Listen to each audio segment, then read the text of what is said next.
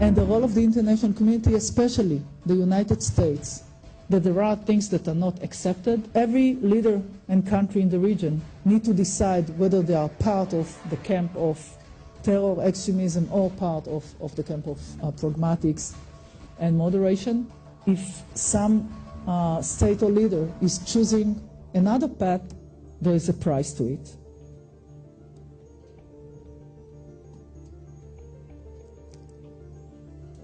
I know that when I'm talking about Turkey, it's not only talking about Erdogan, or talking about the party that celebrates now 10 years of creation.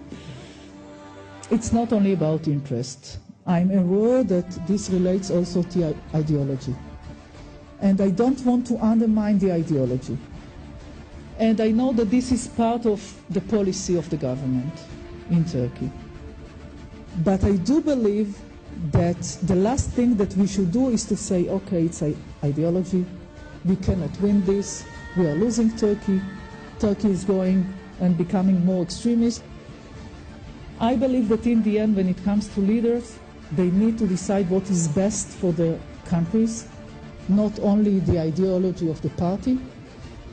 And since Turkey is in a quite sensitive position, and since Turkey faces in the region also different threats according to their understanding, I believe that we can find with the United States, with the international community, the interest that can create maybe not the same relationship, but relationship between Israel and Turkey, which are based on these interests and are not based on the ideology of the party that unfortunately we cannot share.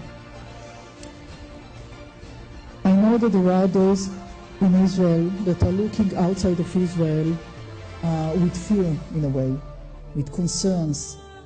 They think that the world is changing and there is nothing to do about it. And it is true that the world is changing and the region is changing. And it is also true that we have more extremists in the region.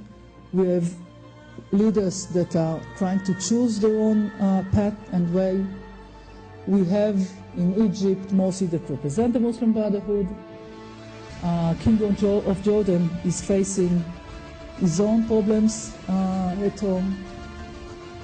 Iran continuing in its attempt to achieve a nuclear weapon.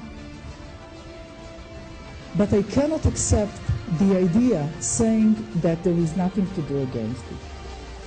I cannot accept the idea saying, okay, I'm talking now about Israelis, saying the world is against us, Erdogan is an Islamist, there is no hope for any change, we should stick together, be united against those that are against us and do nothing. I think it's wrong.